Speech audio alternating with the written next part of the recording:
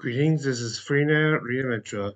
I welcome you to my recap of of episode 81 of Critical Role Campaign 3 Saga of Val's Hells.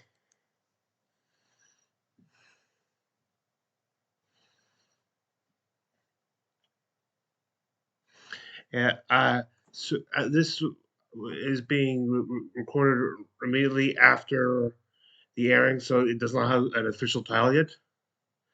But let's say we'll call this, let's see, based on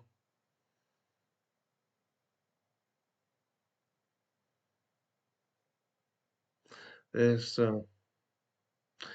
New Powers and New Deals.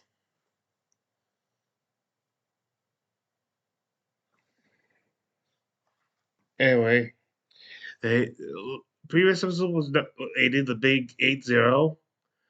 Now this is episode A1. Like not there are not 9 square episodes in Momoto, but also this is also the final campaign episode of 2023.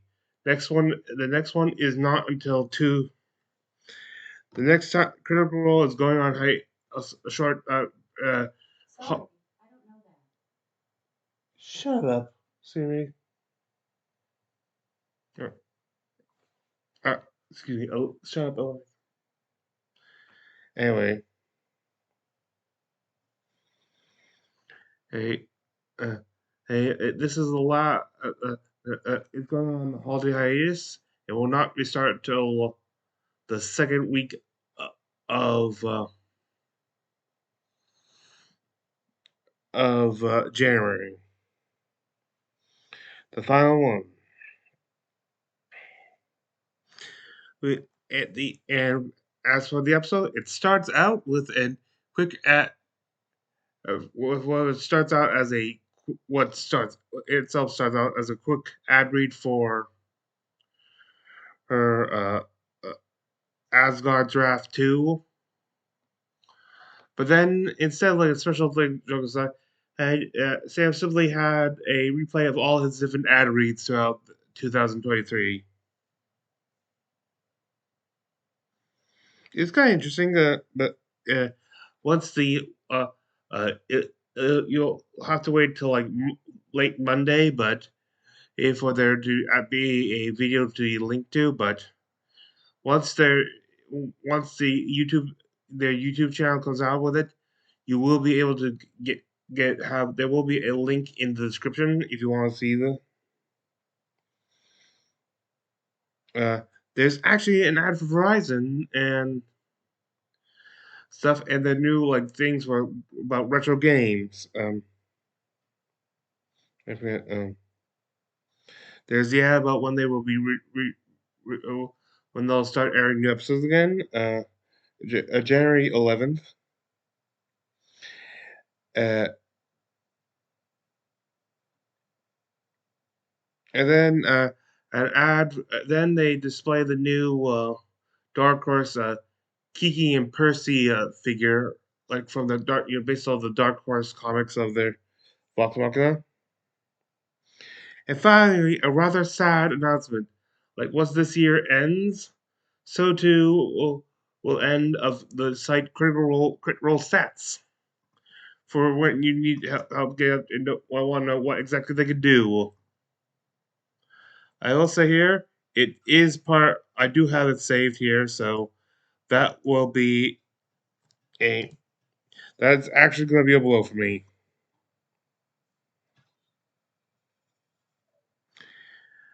But with that bittersweet announcement,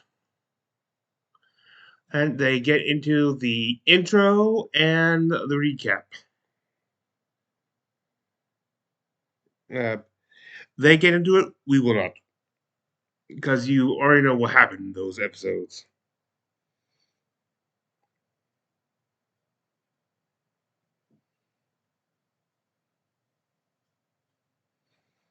Let's see.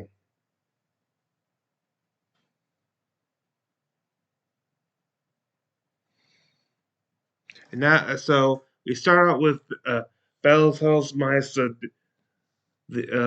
Fern and Ashton went to go experiment with their new powers and run off like little children. Discuss what they're going to do now. Like, do they have to wait for anything else, or do they, or after a short rest, will they be going back? Quickly answer this, and then also with that,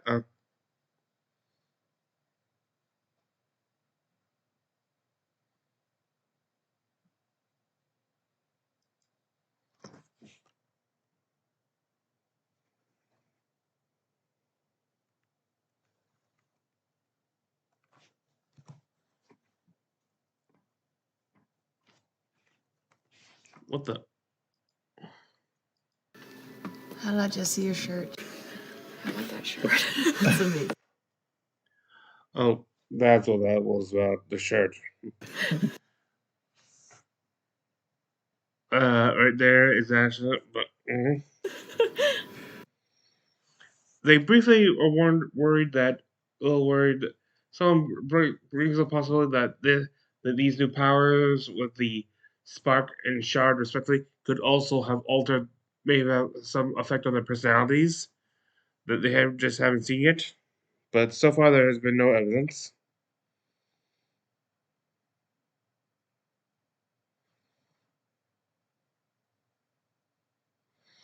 And then we get into Chetney discussing what he discussed. Well, perhaps making a wish, or not make actually a wish, but making a deal with Nanamori for stuff. Like he was talking about previous episode about maybe like to make himself young again, or and stuff like that.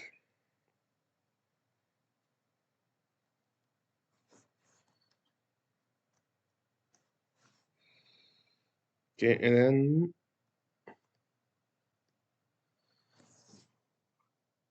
That's the question.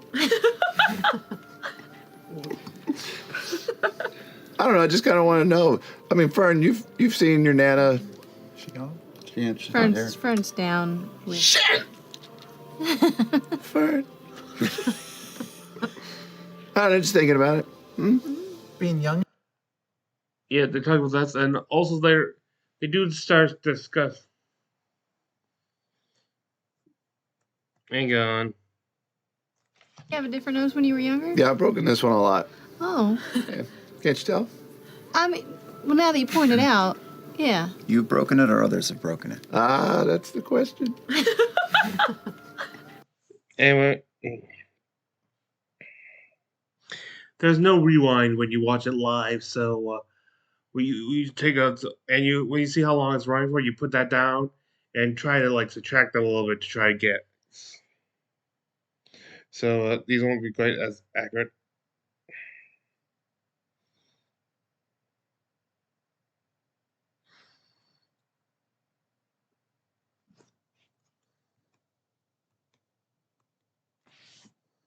Whole fight. What if she instantly banned?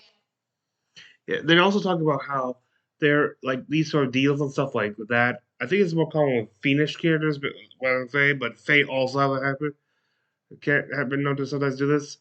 Like they give you what they'll make a deal where you do something, but they give you what, but it's like the classic like monkey paw area. Like in a way, it's a way you wouldn't actually want to do. Like say you want to be younger, she may transfer you back to the past or something. Me, and you have to live through all of it again.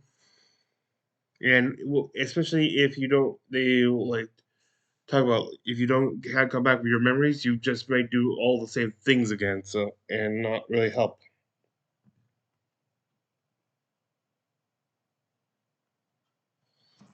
Stamps you back. And then we What don't if you have lose any- all of your memories because it also sets your brain back and you're a dummy? Well, what if you're not too specific and she makes you a baby and then we have to take care of a baby? Oh, I thought you were trying to Chad. talk me out of this. There's also an argument to be made that we already have the sexiest motherfucker on the planet walking around with us. Well, I don't know about that, guys. I'm just...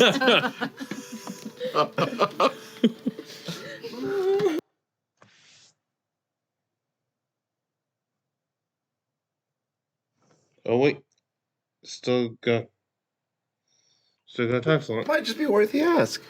What if See it what turns it you into a is. baby, but you can still talk and think like you are now? Like Boss you, baby. Boss baby. Yeah, like boss baby. Just turns into Alec Baldwin. I might be here for it. Nobody suspects a baby. That's true. But you still can't. You don't have like full body function like a baby. You know, like Oh, And it's complicated. you're all cross-eyed and wibbly wobbly. Yeah. There's only really one way to find out. Nanamori, make me boss baby. oh my God. It's weird that Nanamori could just grant wishes. Really, because either way, I'm going to end up in a diaper pretty soon. Full circle. They talked about. Fern's talked about. Am I remembering this wrong? Deals, granting deals. Well, yeah, I knew she could make things happen, but I didn't think she could just grant wishes. I don't know. I don't know. After further discussion, they kind of left it because well, they whatnot, and then we go back to we actually catch up with Fern and Ashton as they're testing the powers out. Okay, like showing off enhanced scorching rays, like power of scorching ray. Ashton trying to travel through stone and stuff, which you can do now at very good speed. But it's kind of hindered the fact that a lot of the ground there and stuff is actually plant life and stuff. So there's a lot of interference. So it's harder to.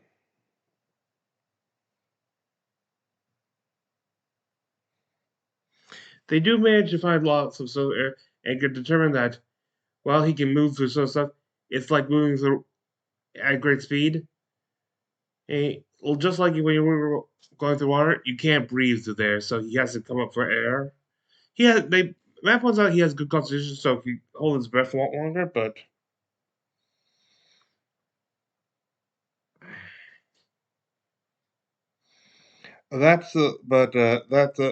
but still he'll eventually have to leave the stone.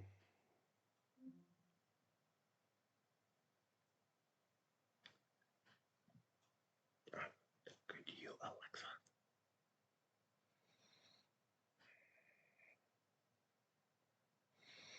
Anyway, let's see.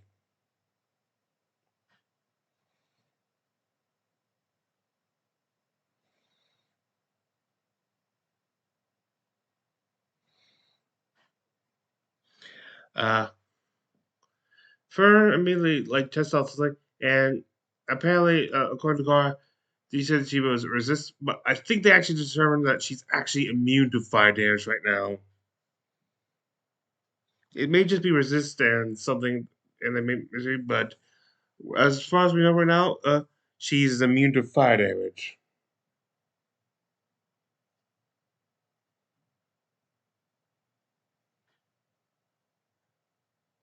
Also, anyone who lands a melee attack on her gets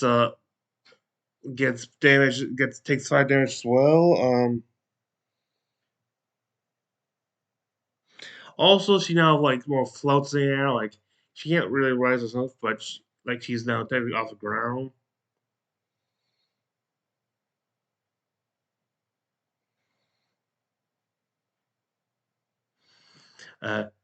Ashton contemporary create this gem armor over his skin and stuff. But it feels like everything. I'm not sure if this is just how Nala feels now because he's not used to it, or if it's just for the gemmer. But it feels things feel weird while being touched when he's in that form. So,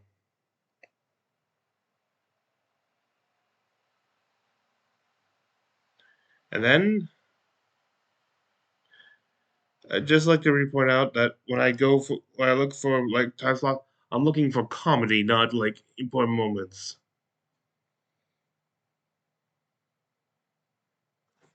It's a way to avoid any copyright problems. Sorry, Marsh. You're welcome. I knew you would. Everyone else on the internet. sometimes it's worth it, honestly, and sometimes it just requires. I don't do well when someone's ginger, I guess. Oh, like he's talking about You're welcome. like constant pain. Like for some abilities, while he's using some of his new abilities while being used, he doesn't have his the same pain. Like he has chronic pain all the time, and so the fact that these actors is kind of unsettling for him. I knew you You would. and everyone else on the internet. Let's go to that chair. I wasn't expecting that one.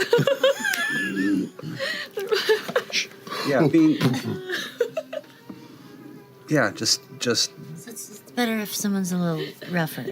Yeah, that's also. I mean, it's honestly why you end up knowing a lot of punks is because they're just people who are totally okay with, running up and Punching you, or even just like, here, and I'll run if you don't mind. I'm gonna run up and just kind of do the big like fucking if you don't mind just yeah. So. Okay, and after this conversation, they decide to head back. They do notice that while her flame form is down, there's still evidence of it, including something they just noticed. And that is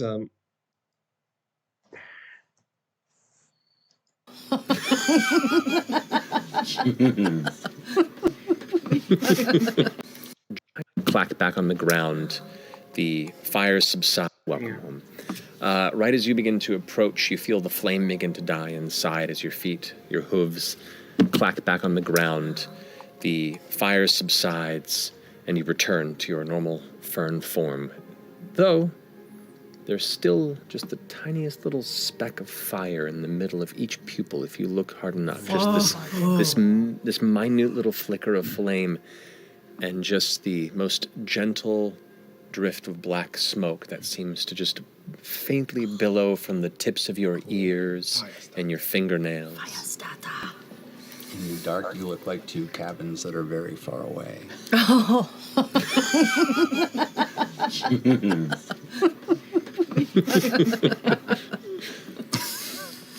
Well, welcome back. then we go. Well, then we rejoin the rest of the group, or not. They don't quite, but we do. There's still a little bell, but we do reconvene with the rest of the group, with the rest of Bell's house. Found out Chetney has gone to see Namori. He's going to actually do it. The crazy son of a. Anyway, he approaches the collection room and the skull door, the door of skull that's made of skulls and stuff.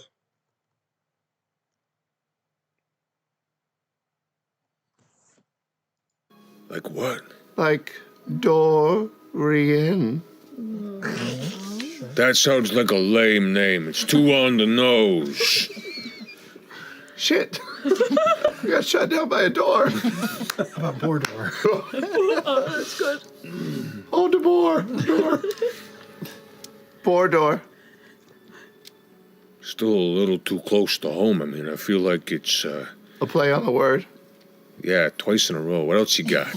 Doors can only be our guest characters.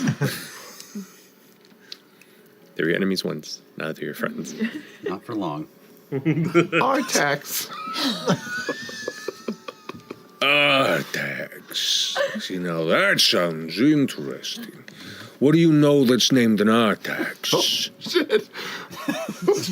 Just yourself, fucker.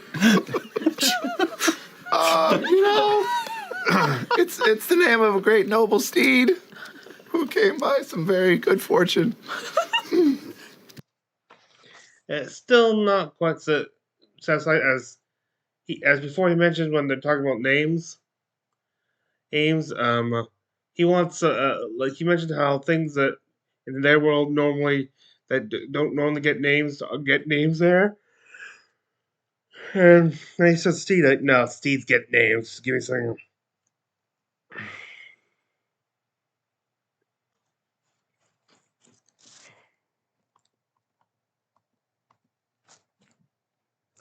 Fine. Do you like the sound? Push, pull. Or kick, pull. Kind of a spectrum, really. Depends on where you were raised, I suppose. What about push pull? Push, pull. Push, pull. Sir, push pull. Oh The no. bones rescind to the door and you hear muffled. More again. Do you like the sound? Push, pull. Sir, push, pull. Hear muffled voice go. Why are you asking me this random question? Apparently, in some places, doors can get names. How come I don't have a name? Well, you never asked. I love this whole conversation. It's funny when Matt, you have to Can I have a name? have Matt have a conversation with himself. Fucking door's awesome. And you want the name Sir Push Pull? It's not that I want it. It's what I was given. Then be my guest, Sir Push Pull. Matt. Awesome. The bones back out. All these skulls turn to you. You may enter. And it opens up on this side. Thank you, Sir Push Pull. The pleasure is mine. You step back on. Okay. She enters.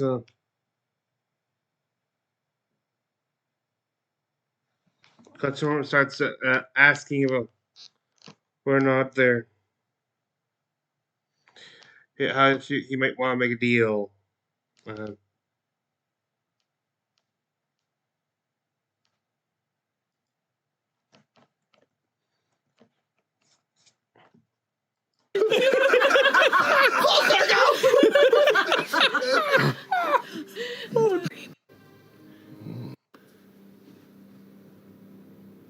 Some do not uphold their side of the deal. There has to be collateral. Talking about the garden with all the bones. You could become wood. It's your dream. Oh shit, it's an Ouroboros!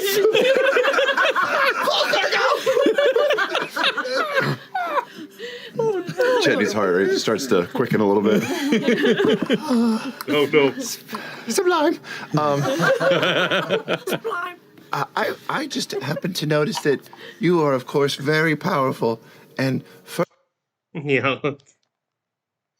Basically, he basically comes out and says he wants to make a deal with the and Morgan just quickly looks at him and go, then all the lights around start going dark. Till nothing remains. Till all you can basically see is just her force till suddenly comes up, and then suddenly a lantern turns on. You can see her, but they're in this monochrome demi-space. Like only them, a table, the lantern are there, and everything is monocolor. And he talks about how it's like, I know this is good. He asks about being not able to not dying and stuff like not like immortality or becoming young again. Though he points out those are not uncommon requests. But Jay goes, but what do you really want? What do you really want?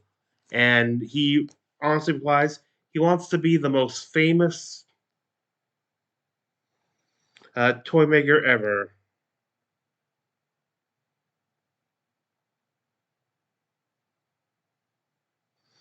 And he basically says she would agree, but she names a price, like, for when they go on mission. And, like, I heard, like, what she wants. I was like, what? because what she wants is a little piece of Predathos as like.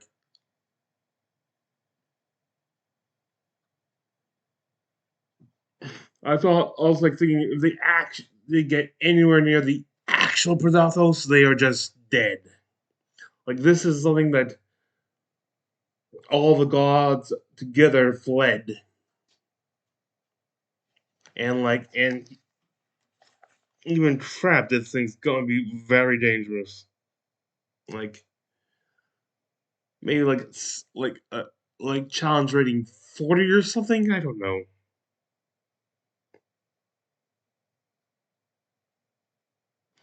Like what how what. I have no idea how strong this thing would be.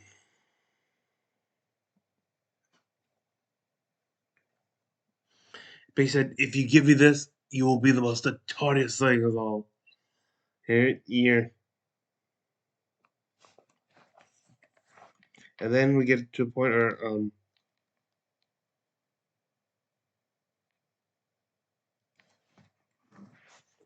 through honesty and trust.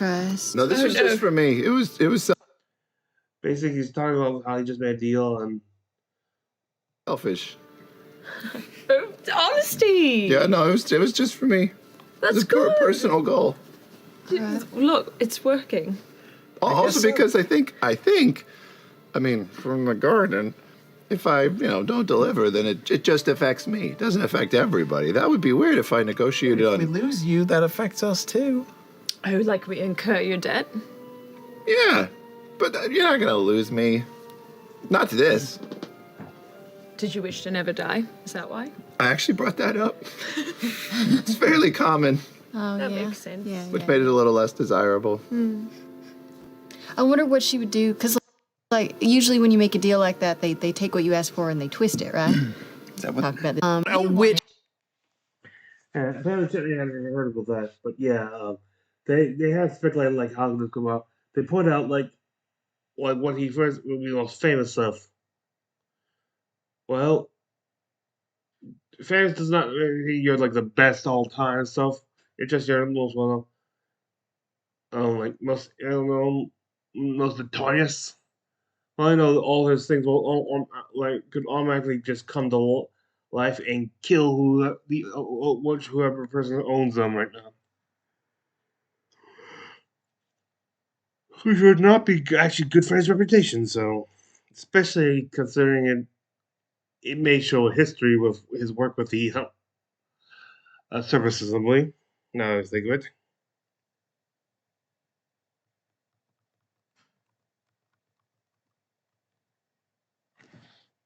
Just being funny, but Should I I think make a deal? maybe. I don't know. Let's You see how all this can one make goes deals. first. It's fun. That's fair. I'm That's fair. fine. No offense, this one's low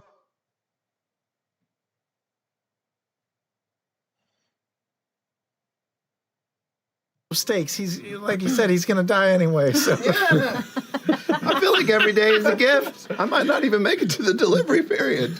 It's true. Sometimes you just gotta say yes to stuff. And how often do you walk by a fate stitcher? I love Yes, it. love that. Say Well, yes. I support you and trust you. Your hand That was is really good. So That was cold. really Not sure how honest it is. If you look clear, me too. It's moist here. Needs Sorry. circulation. It does. If you wished for this thing, it must be something very important to you. And Anyway, after this, F.C.G finished cooking some cookies or stuff, and as it turns out, this is his version of Hero's Feast, which they all have like maximum hit points increased for the next 24 hours. Immune to poison, immune to frighten, that sort of thing. If you want more, just go on to D&D Beyond, look up Hero's Feast. I think it's basic rules. Like I said, I'm recording this right after watching, so it's late.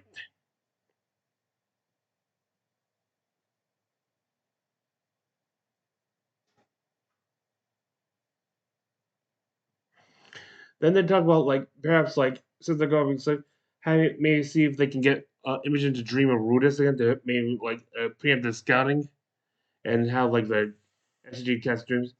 After going and over the rules, then going over again and again, and finally determining that F.C.G can bring into her dream himself and four other people. No, his four people, including himself,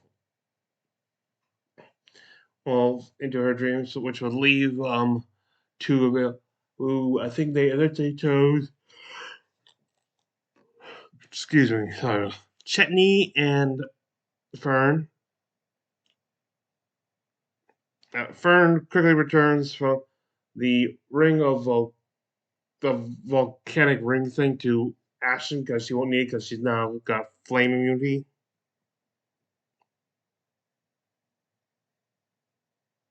Is it? It starts in sort of in the space, uh, fairly near Rudis, but still coming. Then falling drunk on. She can feel like the tether behind her, which pulls her friend, conscious of friends as to go. They keep getting closer and closer until finally they make it to Rudis and are in the middle of one of the red storms.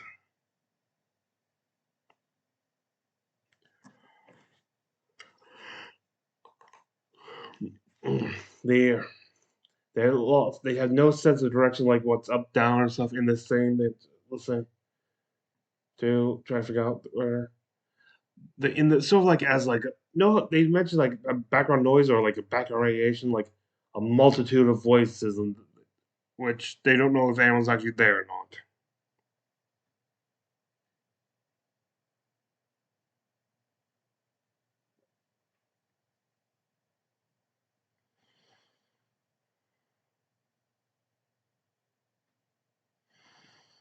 They eventually find their way to ground and start going, and she can feel a pull from within the moon itself. And since they want to know, she does not resist, and they go tumbling through the crust down below, through many like networks of caverns, some which have like these floating creatures around in them. And further deep. As they go deeper, you can hear from above what sounds to be the voice of mother going, "Wait, Imogen, no!"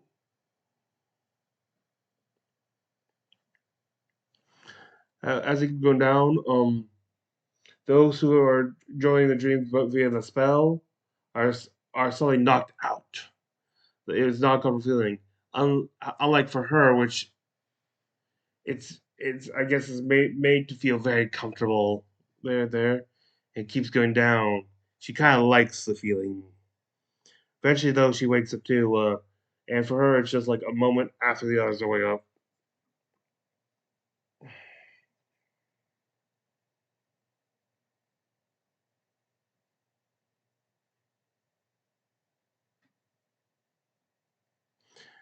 There, uh, after an insight check is up, like Liam, excuse me, Orm does one does a like insight or perception to see if she's like withholding something, which causes a interclass whisper with Laura and Liam.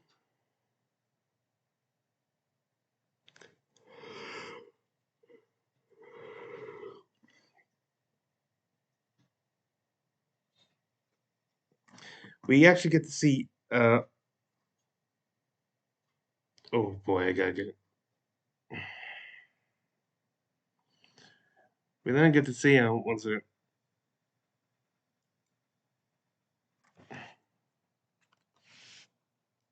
Teal or a light blue sort of rock. I don't know if that matters, but it seemed like it glowed. Did that teal glow? Crystal, almost Both the same. Possibly broomstone.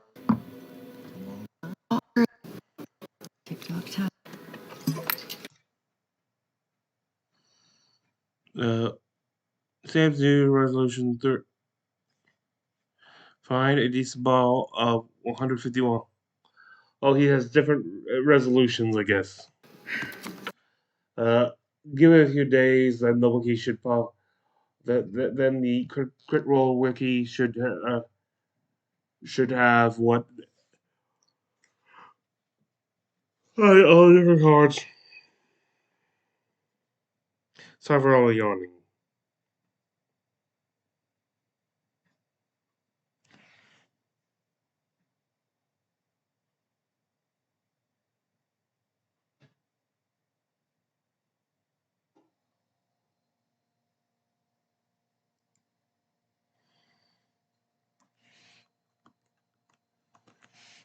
And you'll have laudanum. It'll be fine. You'll scream bloody murder if something bad happens, right? Yes. Okay, thank you. I'm a very Or light if something- sleeper. Or if something really good happens. Let's. I'm going to put on the monocle of true essence. Fog the fuck out of it. Hold on, I did that in the wrong order. Can I use see invisibility to look around the room and see if Imogen's dream has attracted anything? It did not, thankfully, but good for him to check.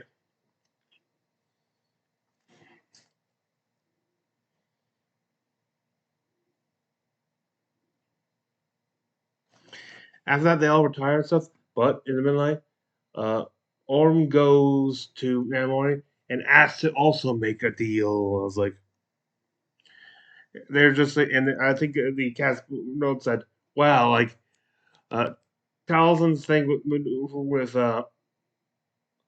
with Ashen absorbing the spark was like really it was like just open up the floodgates for all these dangerous ideas."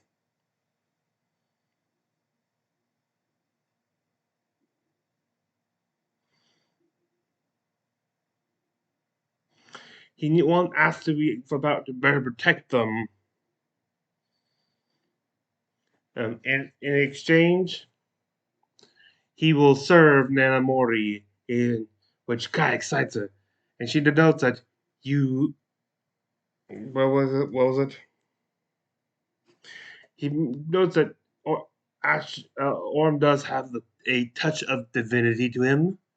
Something I hope we learn more about. Like, what the hell's that supposed to mean?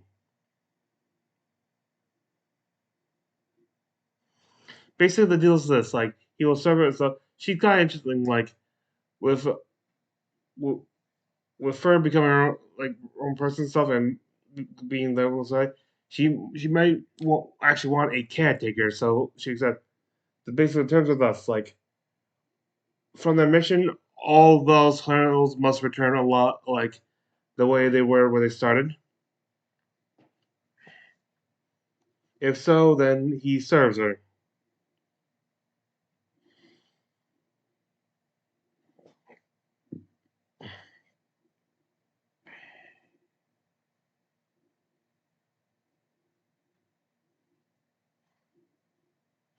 And with that, the deal is struck. And over the course of time, while back with Imogen, over the course of time, she keeps on thinking about her mother's words then, and also the feeling of being that deep into Rudis, noting it felt good.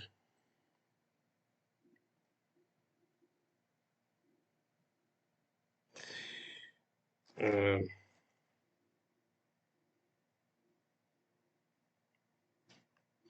and with that, they go to break. There's ads for there's a trailer for Asgard's Wrath 2, a Shade Mother mini from WizKids.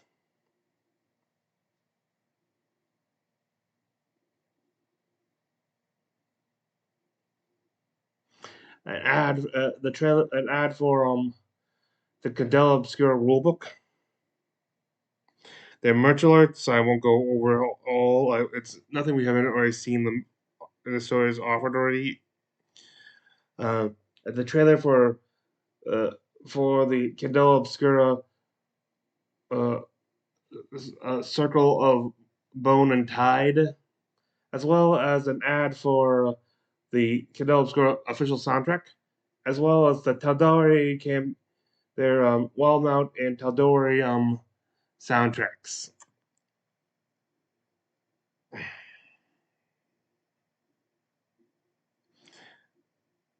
and finally ends with a ad for Miss, and of course they're like holiday movie spoof for their subreddit, which I guess makes sense. It's they're about the Brickfield holidays.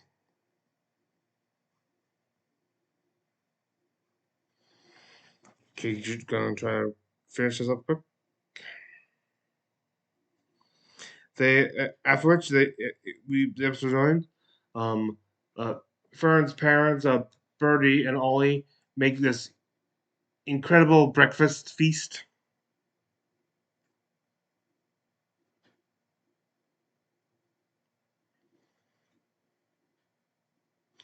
and and stuff, and they're trying to figure that there. And Namori actually has something special for F.C.G. It's this silver sphere, like so this big or something, with carvings on the side, and what all of them looking like faces and stuff. Like they're wondering if there's anything special about this stuff. Stuff like is this to eat or just is this alcohol? She says it's nothing special. So she decides to eat it, and when as soon as he eats it, the thing starts screaming, but it's too late then, and he still eats it.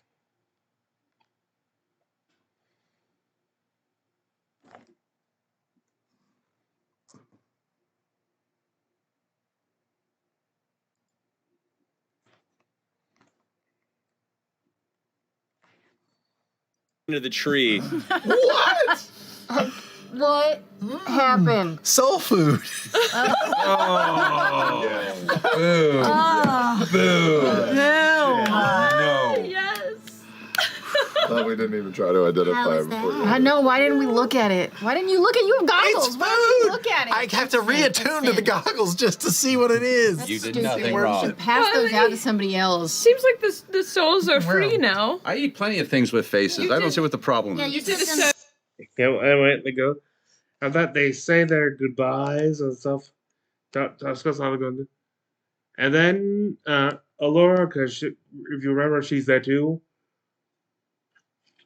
Takes them back to the prime material plane, the material plane, specific directly to the Hellcats Valley. The area is a war zone, but not heavy zone. There's kinds of many skirmishes, but no large scale battles. Like wreckage of like skirmishes, but not large scale.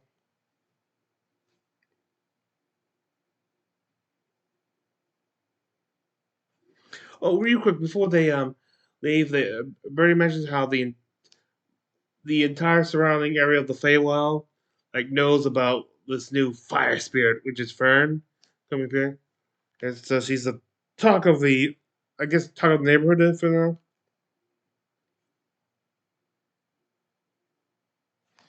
And back to the now going back to the material plane. They notice there's two encampments nearby and stuff, and there's this what appears to be magically constructed fortress, like what looks like a small mountain, rose up and with battlements on it, everything.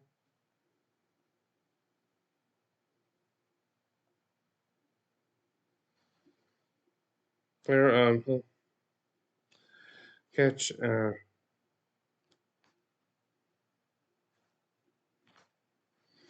they enter the thing and they're greeted by a small group, including two familiar ones. First off,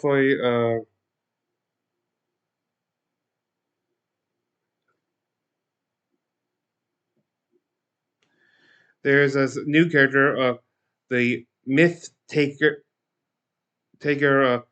Qui Mendossi.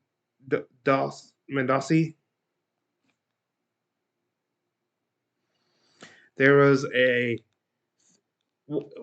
first character I actually recognized.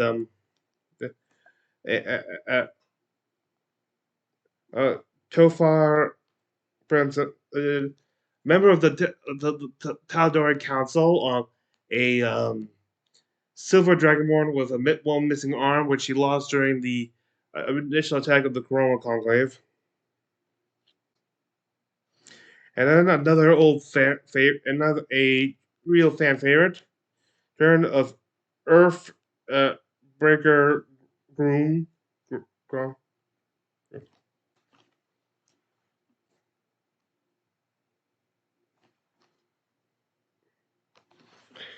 Hang on, I got time slot here.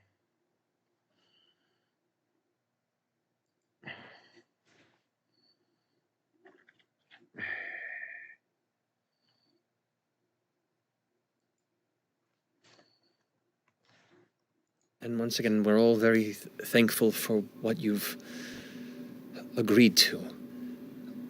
We all here are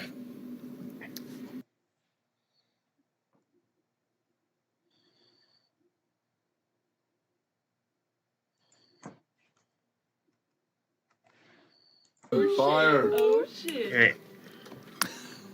Dover nods. Happy to have you among us. Well, into the war tent then. Oh, yeah. We get to go into a war tent. This is a lot. We are the war tent. First we were in a war room. Now we go in a war tent.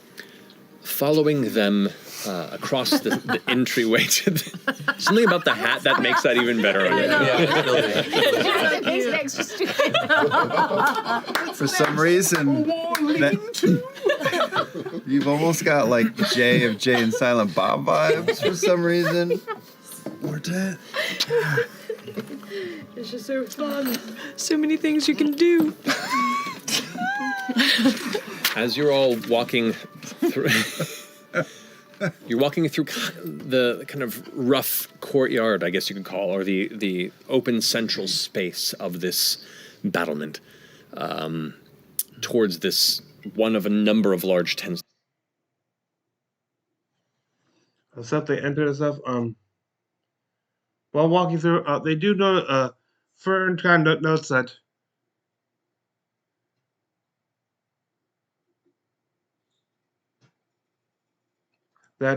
Earth is an Earthbreaker or Earthshaker. I think it's Earthbreaker. Groon. Savage is saying that he doesn't like them.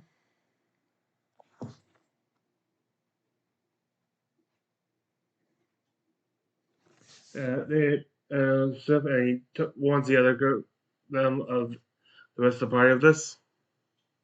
They enter the tent and also find there Percy taking away, and with him Kiki. And they're talking about what they once again go over why is Bell's house going on a scouting mission. They're a strong group, but they still relatively unknown. Their amity is their probably greatest asset right now.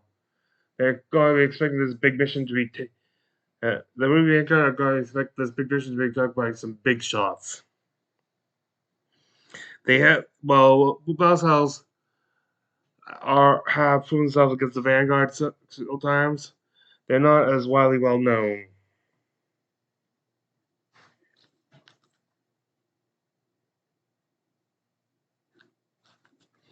They talk about what's going on, like how as this goes on, more and more doomsday cults seem to be springing up. So, in addition to this battle, there's also a lot of trouble at home.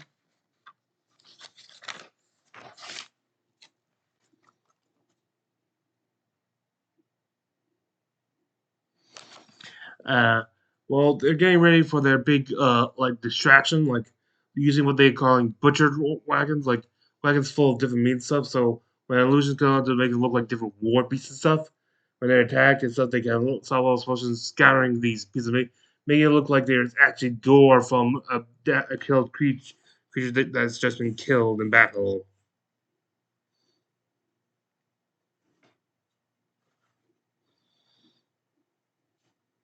They go over a plan like I think they're going to be attacking from like southeast. Well, the Sturge attack is coming from like the northwest, so they'll be pushing from the southeast. So the infiltrators will be going into the southeast. Then it comes to a kind of more difficult part of the conversation.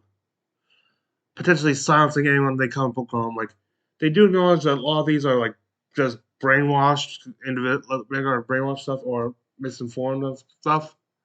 And so there's not out of the realm of potential redemption. but they had to use adjustment. And also remember, even no matter how, if this person can be just not, they gotta make sure they put the mission first. If they can try to bring them along or save them without risking the mission, do so.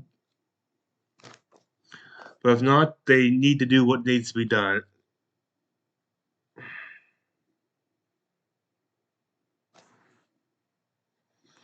They go over like a very very long list of different things they can find out, like what is Luna's plan stuff. They try to find out the other ones. Do they have a leadership of their own? And if so, is there any way to negotiate with them to break ties with Ludinus?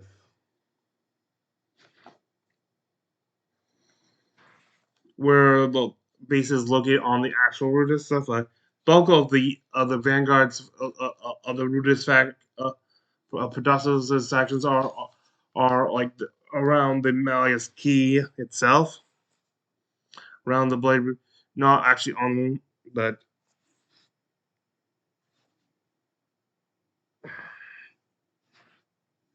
this. We found out the reason why Earthshaker is like so is not very comfortable, is wary of them, is that he can sense that Fern and Imogen are Rudis born.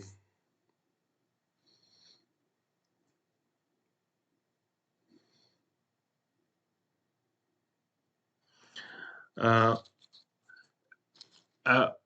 During the conversation, F.C.G questions if he's Lemon fan, and some would say so. If they're he talked about how F.C.G talked about like one of the big things they have left for them is faith, and Rutger remarks at some point in the conversation that F.C.G's friends have more faith in him than he does in himself.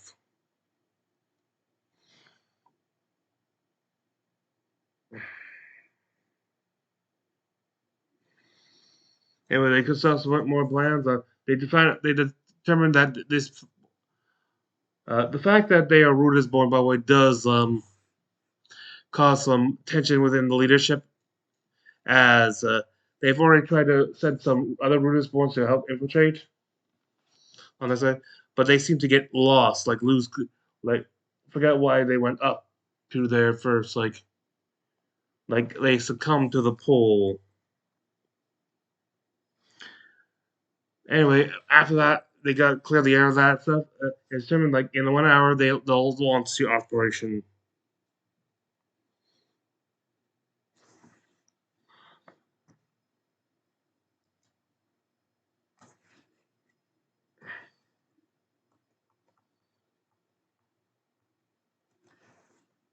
I like this one. He's filled with a bunch of jokes. Like me. I need to finish. Everyone kind of looks around. Myth Taker Key kind of nods. Well, it is a pleasure to meet you all, and I look forward to making your acquaintances further should you come back surviving. We will. It'll be Kiki, we going to the Malleus Key to see what we can see. I like this one. I like this one. He's filled with a bunch of jokes. Like me. I love this one. All right, we'll talk more later. Yeah. What is your name? Is Fresh Cut Grass. Fresh Cut Grass. Even the name is a joke. I love this guy. I have to deal with so much red Steps. I'll go decide what crazy beast to cook up. Laura can find me when we're getting ready for time, and we will make such a show. Person before. so bored. Oh my Like it's God. our fault. Yeah. Motley crew like they are. Oh. I mean, And why was he doing? Where was the big buff one looking the two of you? But then they did to be for What's your wagon? and out. just the tip, guys. Just the tip of the spear.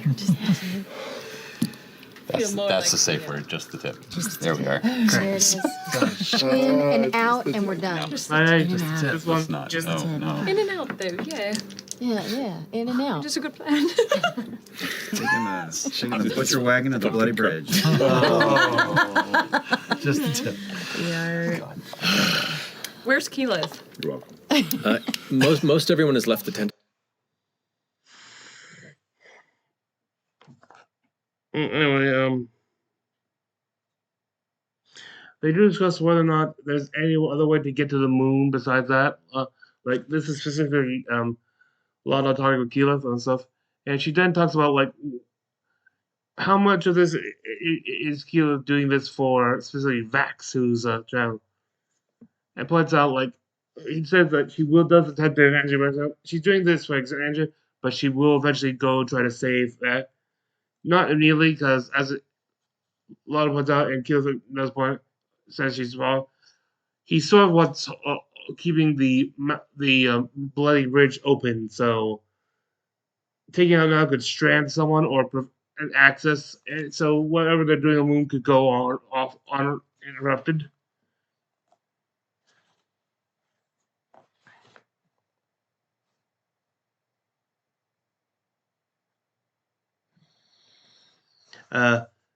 During the wait, F.C.G uses a ritual, cast a ritual televac bond to their.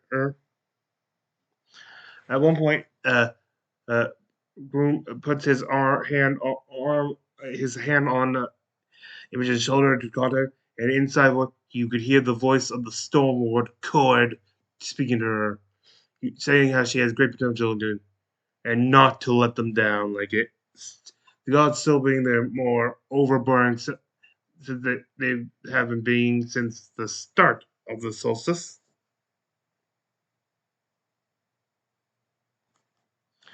And after a little while, they start deploying. The wagons head out. The butcher wagons head out there, and Kiki goes with them, casting gaseous form on them, and or like there's like cloud forms. It gives them like insane flying speed, and they travel off. As they're getting close to the campsite, they can see in the distance to see the start of the destruction battle. The illusion seems to be going off so far. They do notice that in fact, there are some people casting spells from within the illusion, so to give that there's actually something honestly got attacking.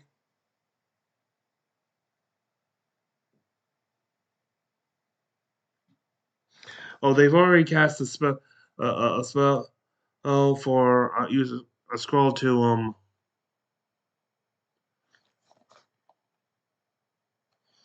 I forget what guys for, but they also cast pass without trace to sleep to die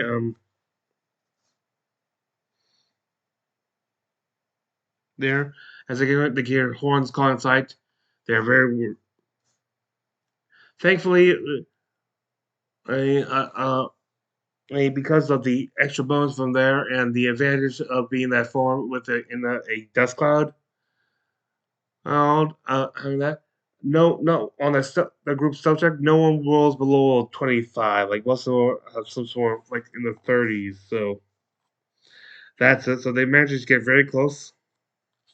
They can see like squadrons of skirmishers of different sizes pouring out of the Vanguard tents camp right there. As long as Law of Royal like Royal and Juggernauts on the ground, while other Roylands like float over the direction of this new battle.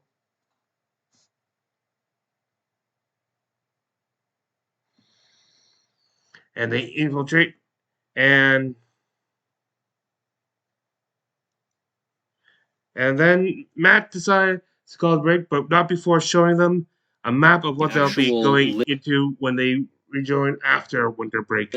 Of the pit of the excavation. Right, so Bloody Bridge is that way. Bloody Bridge is kind of where I'm standing right here. That's the edge of the Grand Canyon, sort of smaller, but yeah, further back than me. Instead of those little binocular quarter things. What is that little thing? You don't know. That's a robot. The little like snitch.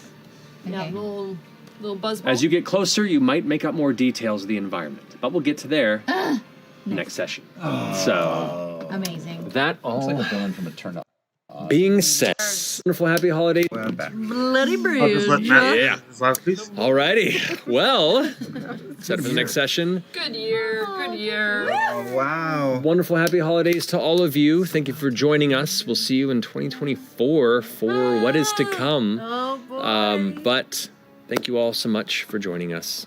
We love you very much, and Is it Thursday? Good night. And with that, the episode comes to an end. All that's left for me is to show you my homebrew for the thing. It's finally out, sort of. This is only a demo because it needs a lot more work. Companion subclasses are hard, but here is my wizard subclass, School of Arcane Zoology. There have been many studies of all types of creatures, including monstrosities. What fascinates you is not just the creatures themselves, though quite fascinating, but also the magic used to create them. And you want to understand this point, and you'll do anything you can do to understand it, even attempting it yourself. Oh. Okay, first off, here's just the first feature. So, and this is an incomplete version. This is the main where most of the work still has to be done, and this is what's already there. So, if you want, why it took me so long to come up with this, your test subject, the companion for this subclass. I won't go. I'll just go into the functions. You use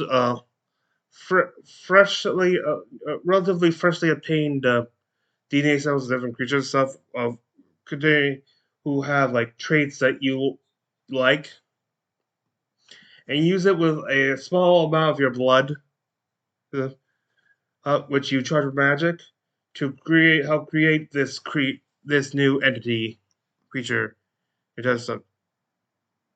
The magic charged blood will help it respond to your future magic while you're making alterations in the future.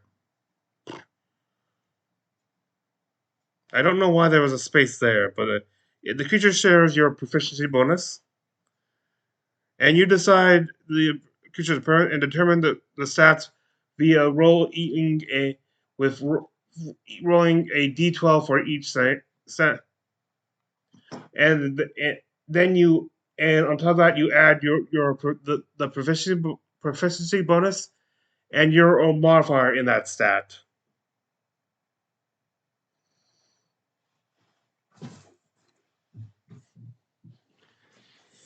Which means on average, these things should be right around the 10 range, a little extra things. It's not meant to have very high stats at this point. Though its stats will change whenever your stats change too.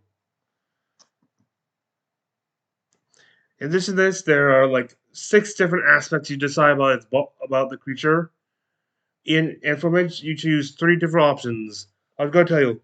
Well, one is or it also will affect the stats. So each thing option, each new category has a one option which will cause you to have advantage when you're rolling a certain stat of the creature of your test subject.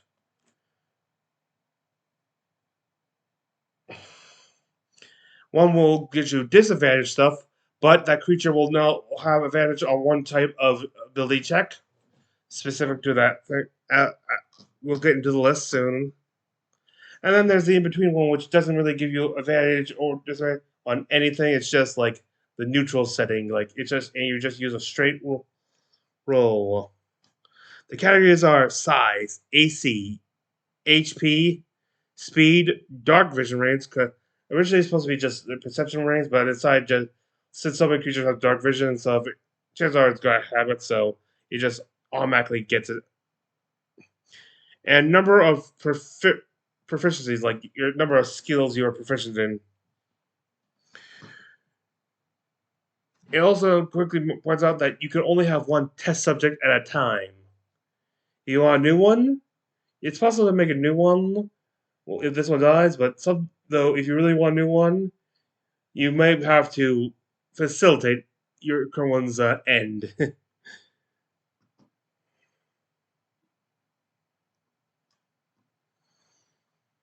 or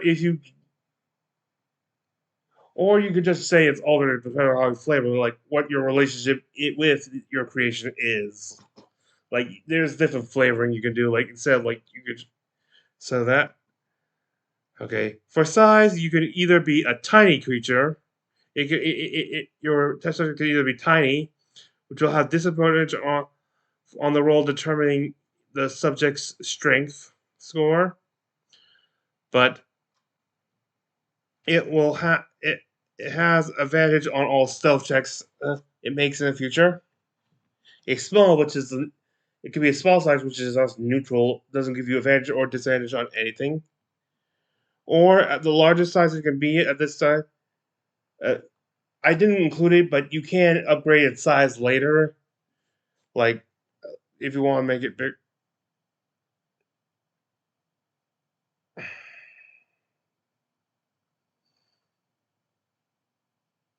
But I didn't quite list it yet, but I'll probably do that in the future. But basically, it can be medium, which means it'll have advantage on its roll to determine its strength. For HP, you choose whether or not use for it. You have a D6, gives you disadvantage on the roll to determine the subject's con, but has advantage on intimidation checks.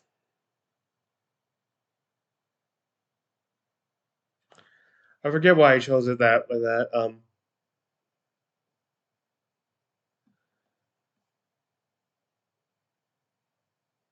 A D8, which is neutral, or a D10, which will give you advantage on the con saves.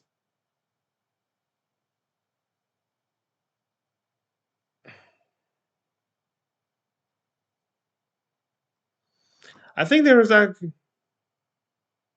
supposed to be more of a disadvantage for all these, but I forgot to add it. As I said, this is just a basic demo just to get it out. This was, of course, the last episode of it, so I wanted to get the final class out, the final class subclass out. There, its HP is basically whatever dice side you choose plus your combo times your wizard level. Uh, Armor class, it's you can choose to have an AC of 11. A disadvantage determining charisma. I'm not going to go into why I chose charisma for that, but there. You will have some advantages on survival checks. A 14 or a 17, and you have advantage on.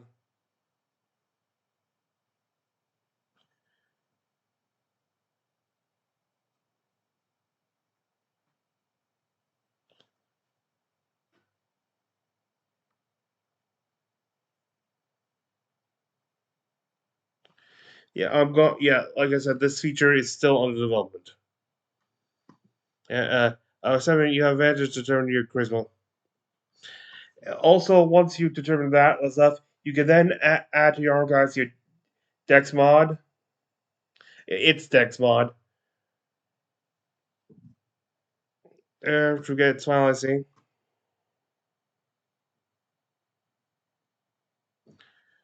For its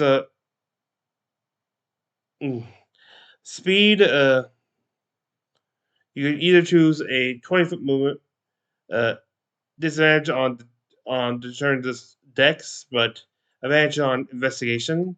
30 feet, 40 feet, advantage on Dex. Dark vision, you can choose 30 feet, disadvantage on turning wisdom, but have advantage on athletics. 45 feet, 60 feet, and you have advantage on rolls to determine and the subject one. And then for a number of skills known, you can choose 2 different skills to be proficient in. You'll have disadvantage on intelligence, but advantage in insight. 3 proficiencies or 4 proficiencies with advantage on insight. Again, like if you want to use this, you have to remember it's a demo. You got to discuss how it will work out with your DM. And remember, like if you choose like the final one, which gives you advantage, you might want to give it maybe disadvantage on the ones you talked about before, like intimidating, to balance it, because I think I was meant to, but I just forgot. Ugh. Uh, and then with that, you get into how you further what else you got, which is you have a number of, as I call it, evolve points to modify your test subjects, giving them different features. So, which you use by expending a point to get a new feature. So a lot of features are capable of being quite a few features can be picked more once. And so, and as you get new levels in the subclass, like at levels 6, 10, and 14, you also get new options available. That list will be done. This thing's very jumpy. There. You'll also need a DNA sample of a creature that has this feature.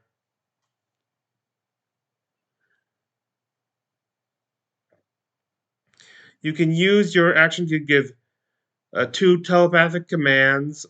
You go, well, 2 commands, though you have the option to make them telepathic subjects, or you can also use your bonus action to give a 1 command. And if you want, you could use your bonus action to give a total of 3. Okay, the test subject knows all languages you do automatically, so it will always understand you. Though it can't speak unless you actually use one of these things to gain that feature later on. You can make 1 attack per command. So starting out, you could potentially have it attack 3 times, but you'll have to spend both your action and bonus action to get it to a strike.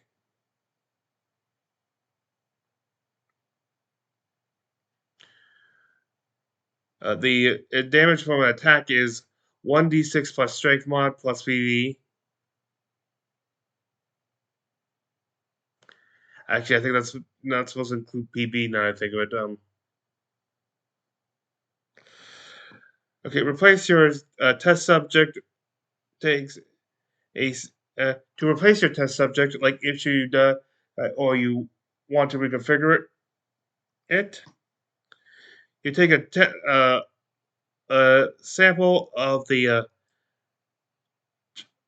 subject's DNA, another sample of your own blood, and DNA samples of creatures with the features you want to re-add to it.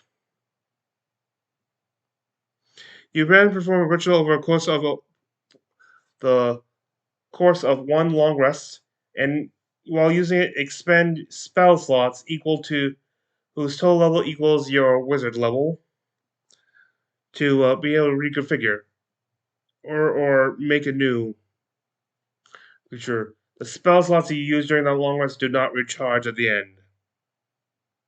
You gotta wait to the next long rest.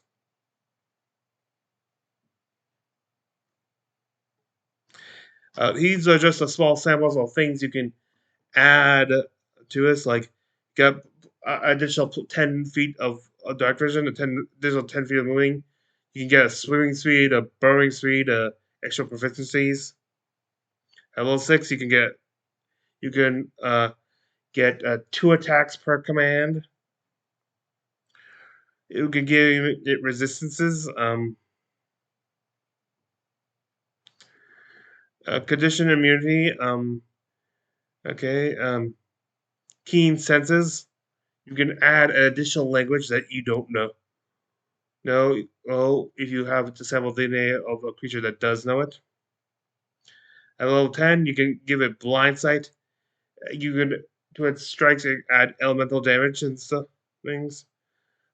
Saving throw bonuses. Conditions, like ability to inflict conditions upon opponents. Flying speed, and you can also teach it to speak. At level 4, there'll be more added later. These are and then at level 14 you can give it like True Sight and also immunity. Though there's a two damage type immunities max, and that's it for the primary feature.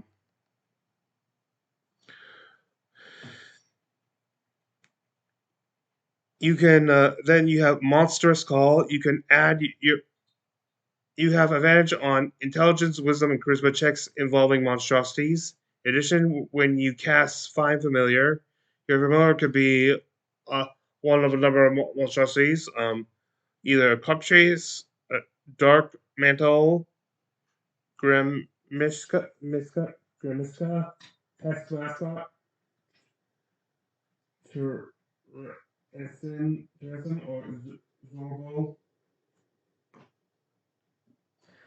Think of the pact of the chain for warlocks. Same thing. This is I forgot to mention, but this is like it's level 6 feature. It's level 10. Bond of Blood. You can you sort of like what you could do with familiars. You can use their use their senses instead of yours. Like see through their eyes, listen to their ears, but but you cannot use the senses, whatever senses you listening on them. Like if you're listening through their ears, you are deaf. Your actual body is deaf while using. Also, you can cast spells. Your spells can originate from your familiar. I mean, from your test subject. And finally, procreation. Once you've got a very good fun apply, like you might want to try to have it create this new race, but it's very difficult. And this is really doesn't give you any extra things because you don't have the same bond with the creatures with the new with other members besides your test subject. However, to do it you must make an Arcana, a Nature check, a Animal Handling check, a Medicine check, and a Survival check, all in a row. Like you may roll like once you fail one, the whole thing fell, and the DC is 30 minus your wizard level. On success, a new creature is created. Though you must between whether you succeed in making one and having procreate or not. You must wait a week before you could make the attempt again. And of course, the new creature does not share the same bond with you as the test subject. With that, the final class I have a subclass for the wizards, the last one drew, and this recap is done. I thank you for joining me. This is Free Night Adventure, and I wish thee good fortune on the quest of life.